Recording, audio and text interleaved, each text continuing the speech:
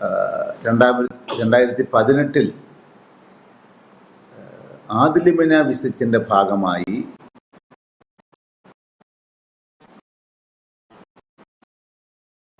ഞങ്ങൾ 14 മെത്രാന്മാർ ഒന്നിച്ച് അന്ന് ഞങ്ങള് ഒരു ഔദ്യോഗികമായ സന്ദർശനമാണ്, ഔപചാരികത പ്രതീക്ഷിച്ചാണ് പോകുന്നത്. അദ്ദേഹം വാതുക്കൾ തന്നെ നിന്ന് ഓരോരുത്തരെയും സ്വീകരിച്ച് എല്ലാവരെയും ഇരുത്തിയതിനു ശേഷമാണ് പിതാവ് തന്നെ ഇരുന്നത്. ആദ്യമായി പറഞ്ഞത്, ഇവിടെ വാഷ്റൂമുണ്ട്, നിങ്ങൾക്ക് ആവശ്യമുള്ളപ്പോൾ വാഷ്റൂം ഉപയോഗിക്കാം, ഇവിടെ കുടിക്കാൻ വെള്ളമുണ്ട്, നിങ്ങൾക്ക് ആവശ്യമുള്ള വെള്ളം എടുത്ത് കുടിക്കാം എന്ന് പറഞ്ഞിട്ട് നിങ്ങൾക്ക് സംസാരിക്കാനുള്ള, ചോദിക്കാനുള്ളതും പറയാനുള്ളതും എല്ലാം പറയാനുള്ള സമയം നമുക്ക് ഇഷ്ടം പോലെ സമയമുണ്ട് എന്ന് പറഞ്ഞു. 2.5 മണിക്കൂർ നീണ്ടു നിന്ന ആ ഒരു ചർച്ചയുടെ, സംവാദത്തിൻ്റെ, പങ്കുവയ്ക്കലിൻ്റെ ആ ഒരു അനുഭവമാണ്.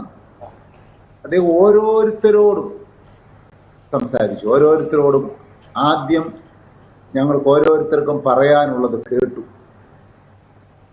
എന്തെങ്കിലും ചോദിക്കാനുണ്ടെങ്കിൽ ചോദിക്കാനുള്ള അവസരം നൽകി. ഓരോ ചോദ്യത്തോടും അദ്ദേഹം പ്രതികരിച്ചു, അതിന് ഉത്തരം നൽകി. അവസാനം എല്ലാം കൂടി സംഗ്രഹിച്ച് നമ്മൾ സംസാരിക്കുകയും ചെയ്തു. ഈ ആദിലിമിന വിസിറ്റിന്റെ പ്രത്യേകത നമ്മളുടെ രൂപതയുമായി ബന്ധപ്പെട്ട, പ്രവർത്തന മേഖലയുമായി ബന്ധപ്പെട്ട ഔപചാരികമായ കാര്യങ്ങൾ സംസാരിക്കുകയാണ് എന്നുള്ളതാണ് പൊതുവൊരു ധാരണയുള്ളത്. പക്ഷേ ആ ഒരു പരിധിക്കുള്ളിൽ നിന്നുകൊണ്ടല്ല, മറിച്ച് സഭയുടെ പൊതുവായ കാര്യങ്ങളെല്ലാം സംസാരിക്കാൻ ഉള്ള ഒരവസരമായിട്ടാണ് ആ അവസരത്തെ മാറ്റിയത്. അതോടൊപ്പം പിതാവിൻ്റെ പ്രവർത്തനത്തെ സംബന്ധിച്ച്, പരിശുദ്ധ പിതാവിൻ്റെ പ്രവർത്തനത്തെ സംബന്ധിച്ചുള്ള അഭിപ്രായങ്ങൾ കൂടി പങ്കുവയ്ക്കാനുള്ള അവസരമുണ്ടായിരുന്നു. ഞാൻ പ്രത്യേകിച്ചും ചോദിച്ചൊരു കാര്യം ഞാനിപ്പോഴും ഓർമ്മിക്കുന്നുണ്ട്. പരിശുദ്ധ അമ്മയോട് പരിശുദ്ധ പിതാവ് പുലർത്തുന്ന നിഷ്കളങ്കമായ ഒരു സമീപനം. അതാണ് കൊച്ചുകുട്ടി ഒരു മനോഭാവത്തോടെയാണ് പരിശുദ്ധ അമ്മയുടെ മുമ്പിൽ നിൽക്കുന്നത്. അതിനെ സംബന്ധിച്ചാണ്, അമ്മ ബന്ധത്തെ സംബന്ധിച്ചാണ് ഞാൻ സംസാരിച്ചത്. എന്നെ ഏറ്റവും അധികം സ്വാധീനിച്ചിട്ടുള്ള ഒരു കാര്യം അതാണ്. പരിശുദ്ധ പിതാവ്, നമ്മൾ മാർപ്പാപ്പ എന്ന് നമ്മൾ പറയുമ്പോൾ ഒരു ഔപചാരികത, ഈ മാതാവിൻ്റെ മുമ്പിൽ നിൽക്കുമ്പോൾ ഈ രൂപത്തെ തൊട്ട് മുത്തുക, അതിന് പ്രത്യേകമായി വന്ദിക്കുക, അങ്ങനെയുള്ള ഒരു ഒരു ഒരു ആത്മീയതയുടെ തലത്തിന് അപ്പുറത്താണ്. എന്നാൽ വളരെ നിഷ്കളങ്കമായി ഒരു കൊച്ചുകുട്ടിയെ പോലെ മാതാവിൻ്റെ സന്നദ്ധിയിൽ നിൽക്കാനും ചില സന്ദർഭങ്ങളിൽ തൊട്ട് മുത്തി വന്ദിക്കാനും ഒക്കെ തയ്യാറാകുന്ന ആ ഒരു സമീപനമാണ്. എനിക്ക് ഒന്നാമതായി പിതാവിനെ പറ്റിയുള്ള ഓർമ്മ അതാണ്. എന്നിട്ട് ഓരോരുത്തരെയും പേഴ്സണലായി കണ്ട് അവർക്ക് ആശീർവാദം നൽകി, സമ്മാനം നൽകിയാണ് അന്ന് പറഞ്ഞയച്ചത്.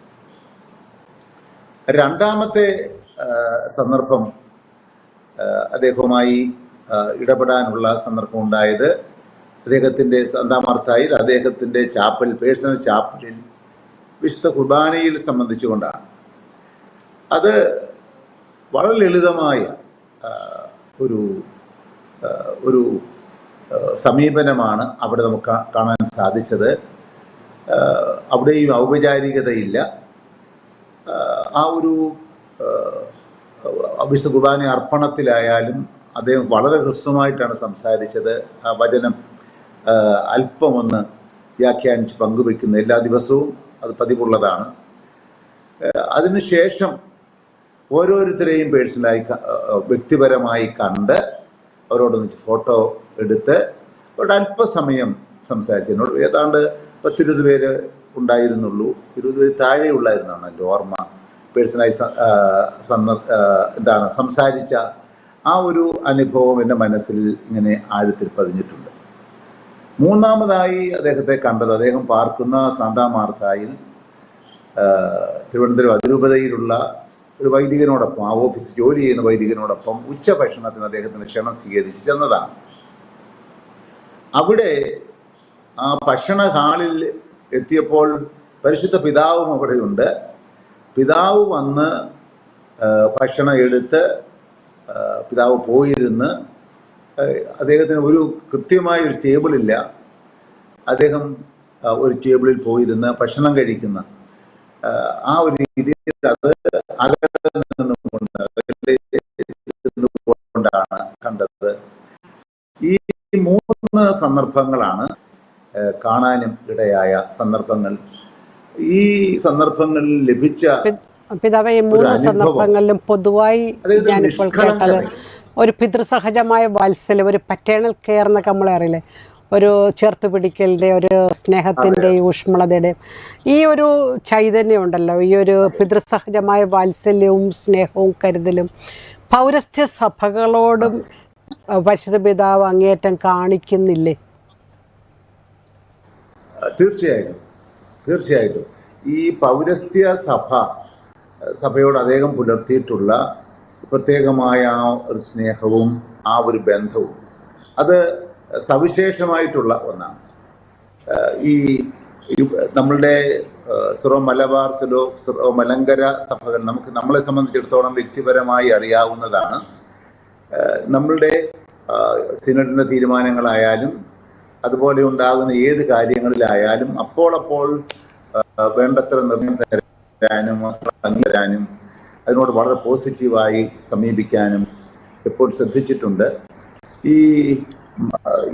ഈ പൗരസ്ത്യ സഭ അംഗങ്ങളോട് സവിശേഷമായ ഒരു സ്നേഹവും ബന്ധവും പുലർത്തുന്നതായി മെത്രാന്മാരെന്നുള്ള നിലയിലായാലും, പക്ഷെ അദ്ദേഹം നമ്മുടെ വിശ്വാസികളുടെ കാര്യത്തിലായാലും ആ ഒരു പ്രത്യേകതയും അത് കാണിച്ചിട്ടുണ്ട്. ഈ ഒരു ലിറ്റർജിയുടെ റിച്ച്നെസ് അദ്ദേഹത്തെ സ്പർശിച്ചിട്ടുണ്ട് എന്നുള്ളതുമാണ് പ്രത്യേകിച്ച് എനിക്ക് അതുമായി ബന്ധപ്പെട്ട് പറയാനുള്ളത്. എന്നെ ഈ പത്തനംതിട്ട ഭദ്രാസനത്തിൻ്റെ അധ്യക്ഷനായി നിയമിച്ച് ഉത്തരവ് ഇട്ടതും പരിശുദ്ധ പിതാവാണ്. ആ ഒരു വ്യക്തിപരമായ കടപ്പാടും എനിക്കുണ്ട്. സഭയുടെ ലിറ്റർജിയുടെ ആരാധനാക്രമത്തിൻ്റെ ഒക്കെ റിച്ച്നെസ് പിതാവതാ പറഞ്ഞല്ലേ, ഈ റിച്ച്നെസ് തനിമയും പൈതൃകവും ഒക്കെ നിലനിർത്തുന്നതിലും പരിപോഷിപ്പിക്കുന്നതിലും എപ്പോഴും ശ്രദ്ധാലുവായിരിക്കണമെന്ന് പരിസ്ഥിതിസഭകളോട് എന്നും തന്നെ മാർപ്പാപ്പ പറയുമായിരുന്നു. അതോടൊപ്പം പിതാവ് KCBC കരിസ്മാറ്റിക് കമ്മീഷൻ്റെ മുൻ ചെയർമാനും കൂടിയായിരുന്നല്ലോ.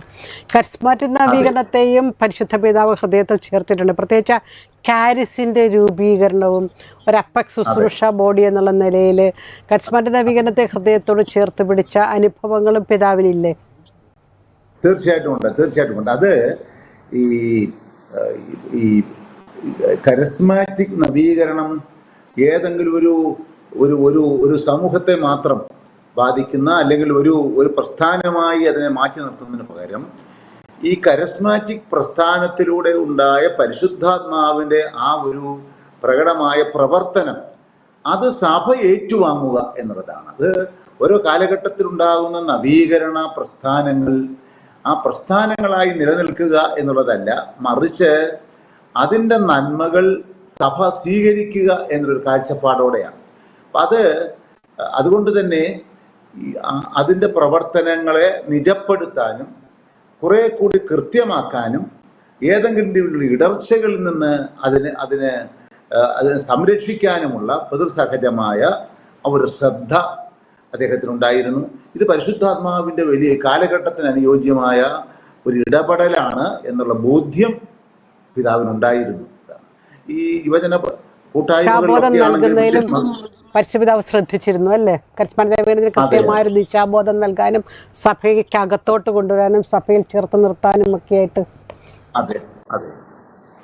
വളരെ നമ്മൾ നോക്കുമ്പോൾ അതുകൊണ്ടൊരു പരിശുദ്ധപിതാവിനെ എല്ലാ തരത്തിലും ഇപ്പം പിതാവ് പറഞ്ഞ പല കാര്യങ്ങളുണ്ടല്ലോ. വ്യക്തിപരമായ പിതാവിൻ്റെ അനുഭവങ്ങൾ, പിതൃസഹജമായ സ്നേഹം, കരുതൽ. രണ്ടാമത് പിതാവ് പറഞ്ഞത് പൗരസ്ത്യ സഭകളോട് കാണിക്കുന്ന കരുതൽ. മൂന്നാമത് പിതാവ് പറഞ്ഞ കരിസ്മാറ്റിക് നവീകരണത്തെ സഭയോട് ചേർത്ത് പിടിക്കും. ഇങ്ങനെയൊക്കെ നമ്മൾ നോക്കുമ്പോൾ ഒരു വേഴ്സറ്റൈൽ പേഴ്സണാലിറ്റി എന്നൊക്കെ നമ്മൾ പറയുന്നത് പോലെ എല്ലാവർക്കും എല്ലാമായി തീരുന്നൊരു പാപ്പ എന്നൊക്കെ നമ്മൾ പറഞ്ഞാൽ എപ്രകാരം അത് വായിച്ചെടുക്കാൻ പറ്റും?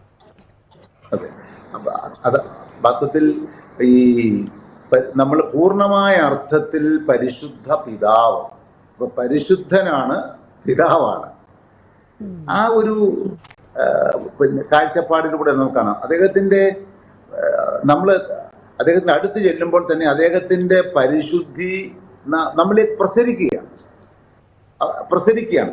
അതുകൊണ്ടാണ് ഈ ഏതെങ്കിലും അഭിപ്രായ വ്യത്യാസങ്ങളല്ല, മറിച്ച് അല്ലെങ്കിൽ ബുദ്ധിയിൽ നിന്നും ബുദ്ധിയിലേക്കുള്ള കൈമാറ്റമല്ല, മറിച്ച് ഹൃദയത്തിന്റെ നിറവിൽ നിന്നുള്ള ഒരു പങ്കുവയ്ക്കലായി. അത് എനിക്ക് മാത്രമല്ല, അത് ഏത് മതവിഭാഗത്തിൽപ്പെട്ടവർക്കായാലും അത് അനുഭവിക്കാൻ ഇടയായിത്തീരുന്നത് അതുകൊണ്ടാണ്. ഇപ്പൊ ഈ അദ്ദേഹത്തെ സംബന്ധിച്ച് നമുക്ക് പിതാവ് എന്ന് പറയുമ്പോൾ അത് കത്തോലിക്ക സഭ അംഗങ്ങളുടെ പിതാവ് എന്നുള്ള നിലയിലല്ല, ഈ എല്ലാ ഭൂഖണ്ഡങ്ങളിലുമുള്ള എല്ലാ ജനവിഭാഗങ്ങൾക്കും ഇപ്പോൾ എന്താണ്, ഒരു നഷ്ടബോധമാണ് ഉണ്ടാകാനിടയായി, ഒരു ശൂന്യതയുടെ അനുഭവം ഉണ്ടാകാനിടയായി. കാരണം എന്താണ്, അവർക്കെല്ലാം അവരുടെ പക്ഷം ചേരുന്ന, അവരുടെ വേണ്ടി നിലപാടുകൾ എടുക്കുന്ന ഒരു പിതാവ് അവർക്കുണ്ടായിരുന്നു എന്നുള്ള ആ ഒരു ബോധ്യം ഉണ്ടായിരുന്നു. ആ ഒരു പിതാവിൻ്റെ സ്വരം നിലച്ചു എന്നുള്ളതാണ് ഈ ഒരു സമഗ്രതയുടെ വ്യക്തിത്വം എന്ന് പറയാമല്ലോ. കാരണം ഒരു സഭാപിതാവ് എന്നുള്ള നിലയിൽ എല്ലാത്തിനെയും ഉൾക്കൊള്ളാൻ സാധിക്കുന്ന, അതുകൊണ്ടാണ് നമ്മൾ പറയുന്നത്, ഈ സിനഡാലിറ്റിയെ സംബന്ധിച്ച് നമ്മൾ പറയുമ്പോഴായാലും, അല്ലെങ്കിൽ ഒന്നിനെ ഒഴിവാക്കാതെ എല്ലാത്തിനെയും ചേർത്ത് നിർത്തുക, ഇൻക്ലൂസീവായിട്ടുള്ള ഒരു സമീപനം എന്നുള്ള കാര്യത്തിലായാലും, അത് അദ്ദേഹത്തിൻ്റെ കാഴ്ചപ്പാടുകളിൽ, സമീപനങ്ങളിൽ നമുക്ക് കണ്ടെത്താൻ സാധിക്കും.